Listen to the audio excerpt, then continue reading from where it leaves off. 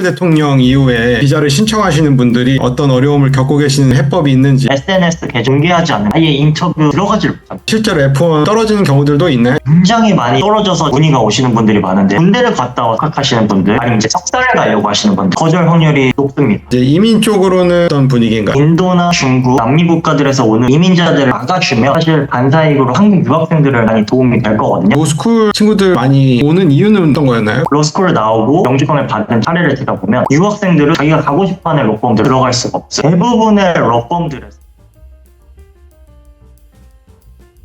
네, 안녕하세요. 안녕하세요. 에디 과장님 모시고 미국 비자 관련된 내용에 대해서 다뤄볼 텐데요. 트럼프 대통령 이후에 어떤 분위기인지 어떤 상황인지, 그리고 진짜 비자를 신청하시는 분들이 어떤 어려움을 겪고 계시는지를 공유 드리고 좀 해법이 있는지 같이 한번 찾아보는 그런 시간을 갖도록 하겠습니다. 좀 어떻게 지내셨나요? 요새 아주 바쁘게 지내고 있고, 트럼프가 굉장히 바쁜 시기를 조성을 해줘서 그런 것들을 이제 처리하느라고 바쁘게 지내고 있습니다. 가장 큰 이슈는 트럼프가 다른 국가에서 학생 비자, F1 비자 받아오는 걸 한 달 반 동안 막아놨었어요. 그동안 너무 많이 밀려 있었어가지고 8월, 9월 학기 이제 시작해야 되는 학생들조차도 아직까지 인터뷰를 못 본 친구들이 있습니다. 아니, 지금 학기가 보통 말씀하신 대로 8월, 9월에 시작하는데 그분들은 어떻게 해야 되나요? 최근에 한 며칠 동안 아침 8시 반하고 10시 반에 이틀씩만 비자 인터뷰를 열어줬었어요. 수강 신청하는 것처럼 선착순으로 그 자리 잡기 위해서 엄청 애를 많이 썼었거든요. 다행히 저희 손님분들은 7월 말에서 8월 초까지 해가지고 대부분의 이제 인터뷰 예약은 다 해드렸는데, 마지막에 의뢰를 주신 분들이 거의 뭐 OT 기간이라든지 아니면 학기가 시작되고 나서야지 들어갈 수 있는 타이밍이 만들어질 것 같아요. 이거는 근데 뭐 그분의 잘못이라기보다는 그냥 모든 국가에서 들어오는 학생 비자를 막아놨었기 때문에. 이번에 그 F1을 막았다가 한 달 반 만에 풀어줬다라고 말씀하셨는데 그 이유가 뭐예요? 왜 막았다가 왜 또 풀어주게 된 거죠? 맨 처음에 이제 발발했던 거는 하버드 대학에서 정치적인 이슈로 데모를 하고 정치적인 성향을 띄운 유학생들한테 엄포를 놨었는데, 갑자기 유학생 비자 잠정 중단, 인터뷰를 예약을 못하게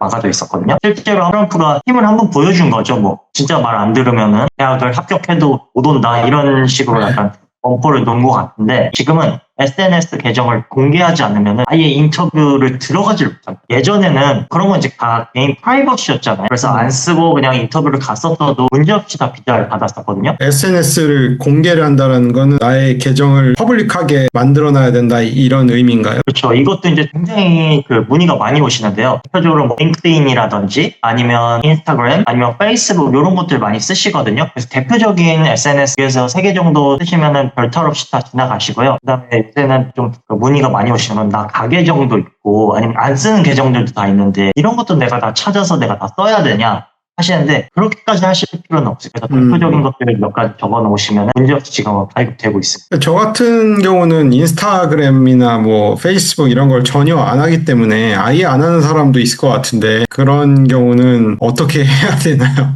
굉장히 좋은 질문인데요. 이게 제가 지금까지 보니까 한 50대 이상의 분들에 한해서는 SNS를 안 적으셔도 통과가 되시고 인터뷰도 잘 보실 분들이 있어요. 그런데 50대 이상이라고 하더라도 최근에 이런 경우 있었습니다. 실제로 제 손님 케이스인데, 언론인이 한 분 계셨어요. 근데 언론인이 50대 이상이신데 언론인이도 SNS를 안 해? 이게 말이 된다고 생각해? 하면서 빠꾸당하신 분이 계셨어요. 직업권도 본다는 거예요. 그리고 젊은 축인데 하나도 SNS가 없는 거는 또 말이 안 되거든요. 왜냐하면 그 SNS 상에서는 유튜브 계정도 포함되어 있습니다. 네, 그 유튜브는 웬만큼 다 보실 거잖아요. 그럼 유튜브 계정 쓰시면 됩니다.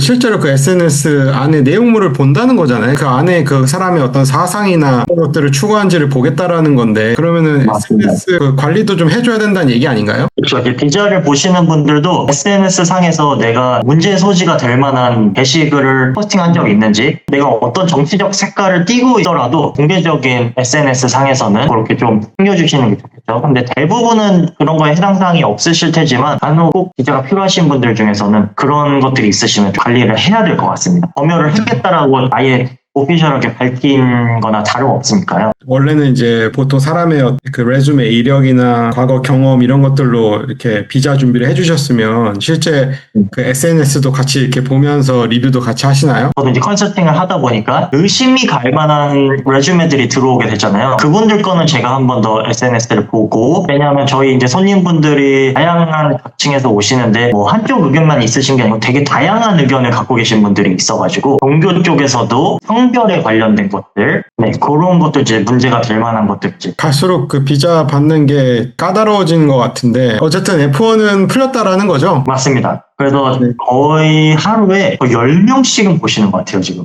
아무래도 학기가 시작해야 되니까 대사관에서도 알고 있겠죠, 이 사실을. 그럼에도 불구하고 지금 미국 대사관 상황이 그 한국 사람들한테 그렇게 호의적이진 않아요. 그래요. 실제로 F1을 떨어지는 경우들도 있나요, 지금 현재? 굉장히 많이 떨어져서 지금 문의가 오시는 분들이 많은데요. 아예 그냥 고등학교 졸업해서 바로 가시는 친구들이 떨어지는 경우는 크게 드물고요. 군대를 갔다 와서 이제 복학하시는 분들, 아니면은 뭐 졸업이 1년 정도밖에 안 남았는데 복학하시고 오시는 분들이라든지, 아니면 이제 석사를 가려고 하시는 분들, 이렇게 개인적인 텀이 조금 있으신 분들이 거절 확률이 높습니다. 그러니까 학업의 목적이 아니다, 뭐 이렇게 판단을 볼 수도 있는 부분들인 거네요, 어떻게 보면. 제 개인적인 생각으로는 이게 매년 학생 비자 승인율이라는 것도 좀 관리를 해오고 있거든요. 그러니까 지금 과도기다 보니까 확실한 고3에서 바로 대학교 올라가는 친구들 위주로 먼저 발급하겠다라는 그런 의미가 아닌가 싶어요. 그리고 지금 학생 비자를 준비하시는 분들도 잘 아셔야 되는 게 SNS 검열이라는 걸 추가적으로 좀 한다고 했잖아요. 예전에는 인터뷰를 보시고 그 자리에서 어프로브드가 나와도 5일 정도면 비자를 받는데 문제가 없었거든요. 지금은 한 비자를 받는 데까지 한 2주 정도가 걸립니다. 시간이 그만큼 늘어져서 그거까지도 계산해 주시면서 진행하셔야 돼요. 결국 인터뷰는 잘 됐어도 인터뷰 이후에 뭐 검열을 하다가 또 뭔가 문제가 생길 수도 있다는 거네요. 그렇죠. 이제 뭐 지금까지 뭐 문제가 생긴 친구들은 없었지만 백오피스에서 그 SNS를 검열하는 과정들이 생겼. 그래서 시간이 좀 더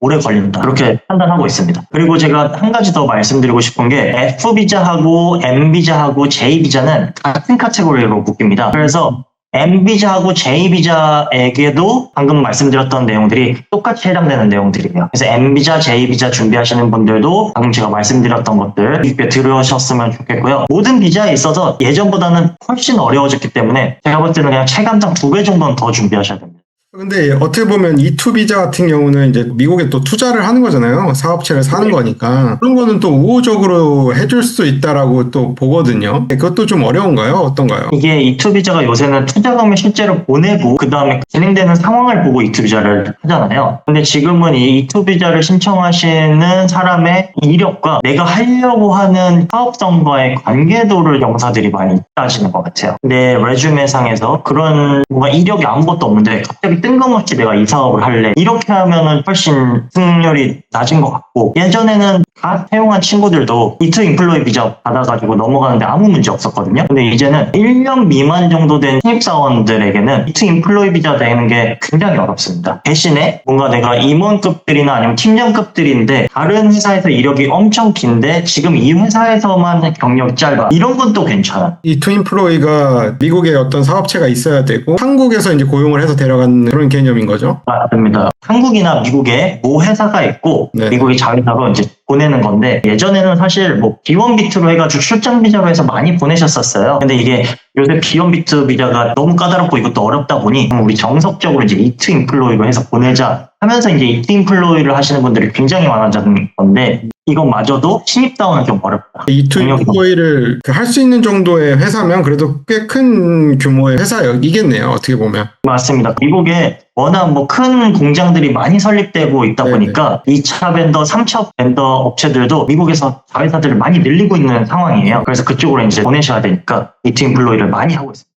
F1, 뭐 E2 어떻게 보면 다 이제 비이민 비자들인데 이제 이민 쪽으로는 어떤 분위기인가요? 이제 좀 기대하는 바로는 우리 트럼프 1기 때 미국에 있는 이제 한국 유학생들이 영주권을 받는 거는 조금 더 수월했기 때문에 인도나 중국, 남미 국가들에서 오는 이민자들을 많이 막아주면 사실 반사익으로 한국 유학생들은 많이 도움이 될 거거든요. 그런 거는 좀 긍정적으로 호재로 올 거를 기대하고 있습니다. 어떻게 보면은 EB3 경쟁력이 더 좋아진 거죠. 그러니까 사람 모수가 좀 줄다 보니까 EB3로 영주권을 실제로 받는 그 케이스들이 좀 있을 텐데 최근에 네. 어떤 케이스들이 있는지 뭐 한두 가지만 공유해 주시면 감사하겠습니다. 최근에 어떤 뭐 커뮤니티에서 어떤 말이 돌았는지 모르겠지만 지금 로스쿨 가려고 하는 친구들의 문의들이 굉장히 많이 들어오고 있거든요. 뭐 로스쿨 학비를 줄이는 것도 생각하는 범위가 될 수가 있겠고, 그 다음에 법조인으로서 활동하기 위해서는 영주권이 이제 필수다 보니까, 그리고 때에 따라서는 이 시민권까지도 내셔야지 갈 수 있는 범위들이 있거든요. 예를 들어서 내가 이제 커트를 들어가야 되는 변호사다 하면 영주권자로서는 안 되고 무조건 시민권자가 돼야지만 또 들어갈 수 있는 커트들이 있어요. 자기 이제 장래나 목표를 위해서 이제 시민권자가 되셔야 되니까 영주권 무조건 필요하고, 최근에 계약했던 친구 중에 제가 이제 가장 기억나는 친구인데 코넬 다니는 친구였어요. 로스쿨을 가고 싶은데 시험을 봐서 20위권 내에 로스쿨 내가 붙는다 이러면은 그냥 바로 가려고 하고, 만약에 20위권 내에 로스쿨 내가 안 붙는다 하면 내가 영주권을 받고 나서 1년이나 2년 정도는 다른 컨설팅 잡을 찾아서 좀 일 좀 하다가 내가 로스쿨 가고 싶다 이렇게 해서 두 가지 방향을 놓고 지금 계약한 친구가 있거든요. 청년인지에 따라서 제가 컨설팅을 좀 다르게 드릴 것 같은데, 그런 친구들은 그 EB3로 진행했을 때 보통 영주권이 한 2년 정도 후에 나온다고. 그 친구는 이제 스킬대로 진행하는 친구였기 때문에 2년 반에서 제가 최대한 3년 정도를 바라고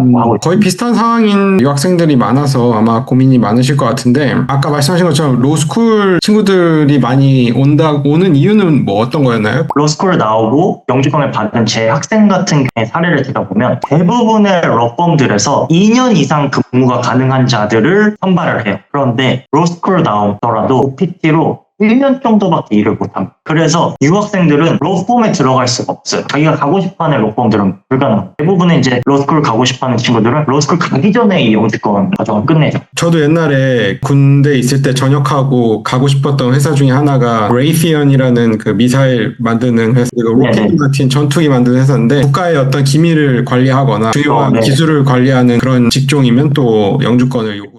부모 입장에서 부모가 영주권을 받는 경우들이 또 있잖아요. 그런 경우는 이제 한국하고 미국 국세청과 IRS에 둘 다 이제 표적의 대상이 되기 때문에 영주권을 정말 신중하게 잘 진행하셔야 된다라고 저는 생각이 들고요. 뭐 자녀들이야 이제 EB3로 받을 수 있으면 받는 건데, 또 그렇게 자녀들만 또 받아서는 나중에 한국의 부모님이 갖고 계시는 이 자산을 미국의 그 영주권자나 시민권자인 자녀한테 또 줘야 되거든요, 이거를.